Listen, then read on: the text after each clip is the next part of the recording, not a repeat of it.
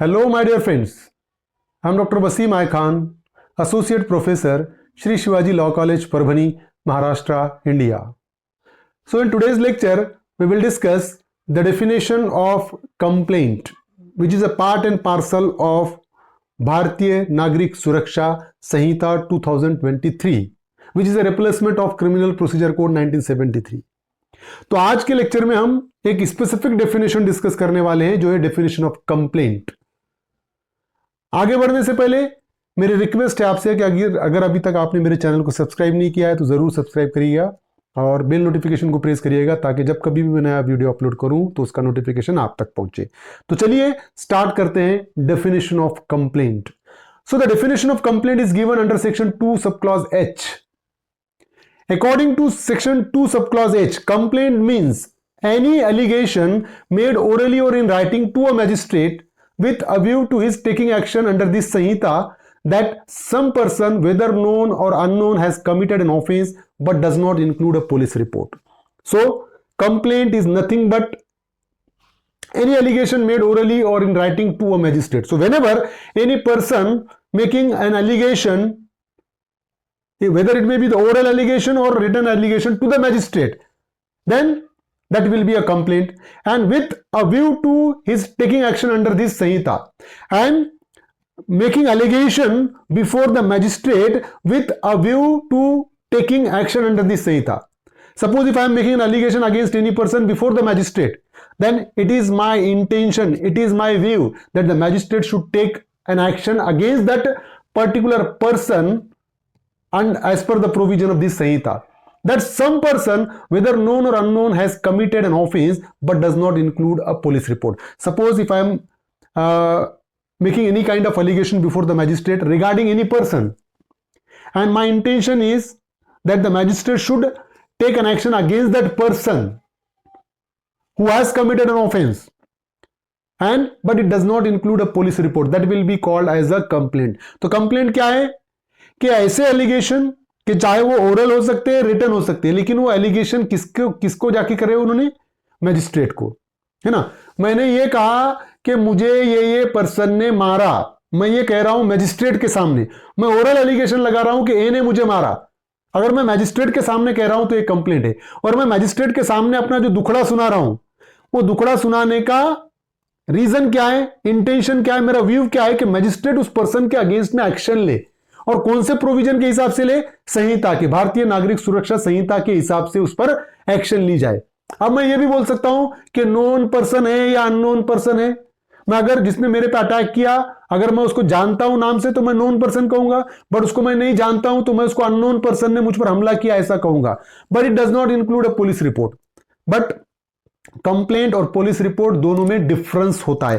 Police report किसको कहेंगे, जब कभी भी कोई कॉग्निजेबल ऑफेंस होता है और पुलिस ऑफिसर उस कॉग्निजेबल ऑफेंस में इन्वेस्टिगेशन शुरू करती है, और इन्वेस्टिगेशन शुरू करने के बाद जब इन्वेस्टिगेशन कंक्लूड होती है और वो जब चार्जशीट फाइल करती है कोर्ट के सामने, उसको पुलिस रिपोर्ट कहा जाता है। तो पुलिस रिपोर्ट और कंप्लेंट में दोनों में डिफरेंस है। जब police after investigation chargesheet file करेगी, वो चार्जशीट होगी, वो पुलिस रिपोर्ट होगी। और अगर मेरे अगेंस्ट में कोई ऑफेंस होता है, मैं मैजिस्ट्रेट के सामने जाकर बता रहा हूं कि मेरे अगेंस्ट में इसने ऑफेंस किया, तो ये कंप्लेंट हो रही है। ठीक है, सेक्शन 2H। अब इसेंशियल ऑफ कंप्लेंट देखिए क्या है।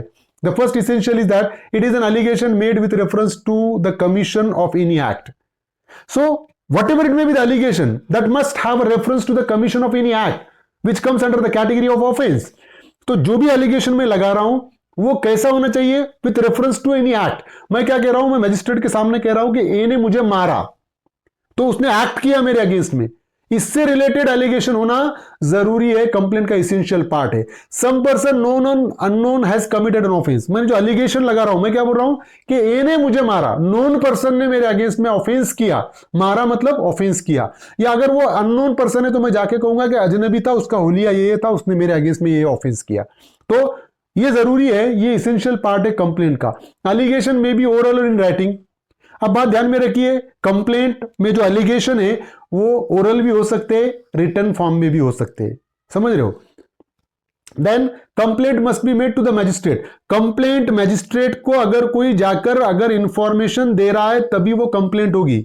Suppose if I am making an allegation before the police officer, it will not be a complaint, it will be a FIR or NCR, whatever it may be. But if I am making an allegation before the magistrate, then only it will comes under the category of complaint. कि अगर मैं magistrate के सामने जाकर अगर allegation लगा रहा हूं कि इन्हें मुझे मारा, तभी वो कंप्लेंट होगी। तो magistrate always complaint always made to the magistrate, magistrate को ही दी जाती है complaint. Then police officer is not the magistrate, और पुलिस ऑफिसर मैजिस्ट्रेट नहीं होता है। तो जब कभी भी पुलिस के सामने एलिगेशन लगाएंगे किसी पर्सन पे, तो FIR होगी या NCR होगी, वो कंप्लेंट नहीं होगी। With the object of taking action under BNS, जो जाके इंफॉर्मेशन मैजिस्ट्रेट को दी जा रही है कि इन्हें मुझे मारा, ये इंफॉर्मेशन देने का ऑब्जेक्ट क्या है कि मैजिस्ट्रेट उस पर्सन के अगेंस्ट में एक्शन ले BNSS के हिसाब से, भारतीय नागरिक सुरक्षा संहिता के हिसाब से। तो ये इसेंशियल है कंप्लेंट के। अब देखिए एक्सप्लेनेशन है कंप्लेंट का। A report made by a police officer in a case which discloses after investigation the commission of a non cognizable offence shall be deemed to be a complaint and the police officer by whom such report is made shall be deemed to be the complainant. So a report made by a police officer in case which discloses after investigation the commission of a non-cognizable offense. Suppose if the police is investigating the matter, and after investigation if the police comes to know that the offense which was committed by the accused was a non-cognizable one, then that particular report made by the police officer to the magistrate comes under the category of complaint, and that police officer is supposed to be known as a complainant. तो अगर for example police investigation कर रही है कोई matter को, और investigation होने के बाद पुलिस को यह लगा कि जो ऑफेंस अक्यूज ने किया वो नॉन कॉग्निजेबल ऑफेंस है, तो अब जब वो पुलिस रिपोर्ट करेगी मैजिस्ट्रेट को तो वो कंप्लेंट हो जाएगी मैजिस्ट्रेट को, और पुलिस ऑफिसर कंप्लेनेंट की डेफिनेशन में आएगा। ये एक्सप्लेनेशन में दिया हुआ है कंप्लेंट के डेफिनेशन का। तो यही थी कंप्लेंट की डेफिनेशन जो हमने डिस्कस किया। उम्मीद करता हूं कि आपको समझ में आया होगा। समझ में आया तो मेरे चैनल को सब्सक्राइब कीजिए और इस लेक्चर को ज्यादा से ज्यादा स्टूडेंट तक शेयर कीजिए। Thank you very much.